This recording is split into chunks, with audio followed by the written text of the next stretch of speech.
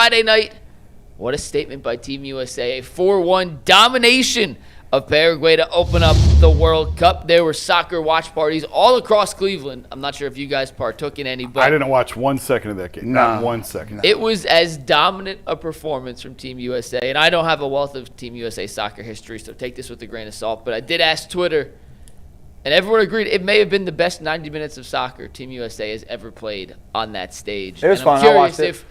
for those who didn't watch, and Dustin, I'm not sure if you did or not. We'll start I watched with you. it. Are you now thinking this team has a chance to actually make some noise on the national stage at home in front of their home crowd in this year's World Cup? No.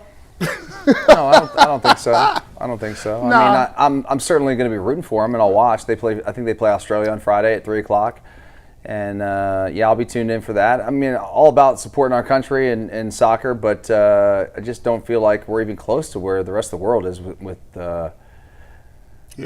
football. No, there's a whole different animal. Paraguay, that's cool. I remember the only thing I know about Paraguay is when I used to watch Where in the World is Carmen Sandiego. Yeah. And then when you get that South American map, America, you're done. You know, you better hope they give you like Southeast Asia is cool, but you get that South American map, you out of here, bro.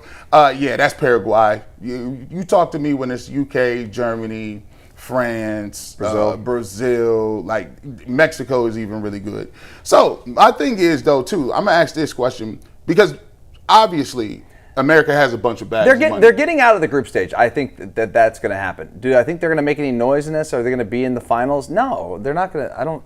I hope. And again, this is coming from someone who knows nothing. I just listen to these guys on TV, the talking heads that like know soccer. Yeah.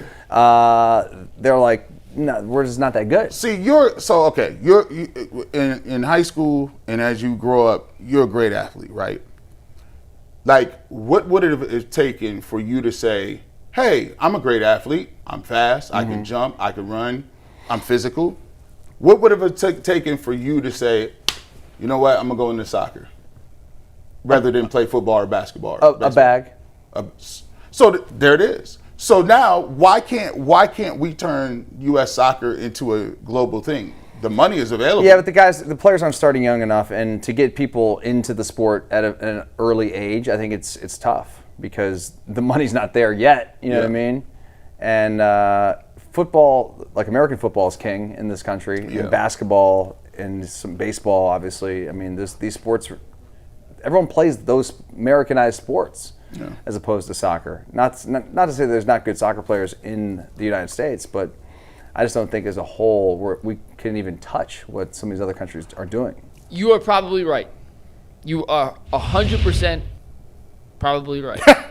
But, is that a thing? and I will say this, I don't know if that makes sense to say 100% probably right. But, right. And I'm not picking them to win anything major, yada, yada. I'm not getting over my skis.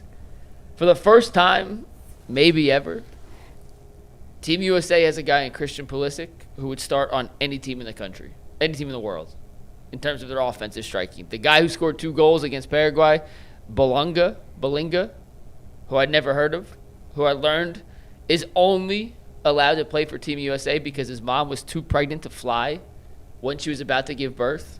So he was born in America, even though he never actually really lived here. He chose to play for Team America and Team USA over England. So that's another win for them. And they have 4 guys in their starting 11, that play high-level Premier League, top-level European international soccer. It's the most they've ever had at one time in a starting lineup. I think this team's better than I think we thought they could be.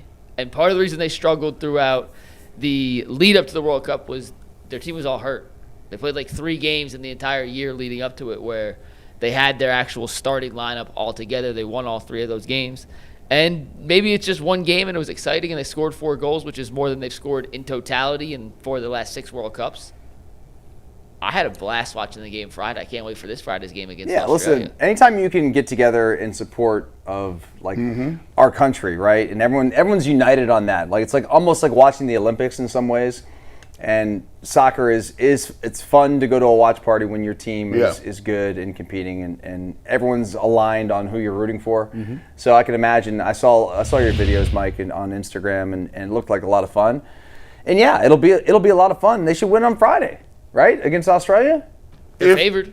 Paraguay was the team that was supposed to be the toughest in the. Yeah, but group. Paraguay didn't have their best scorer, Yeah. offensive player. He wasn't playing in that game. I know that much. I'll tell you what, if they won the World Cup, would that change your mind about soccer? No. For me, no, but that doesn't mean that cool other for- people wouldn't change. It's just soccer's never been something that interests me. Maybe for but younger that's just me. Yeah. Like I don't like golf, and I play golf. I still don't like it. So you're not going to change my mind about something that is just impossible. It's not going to happen. That's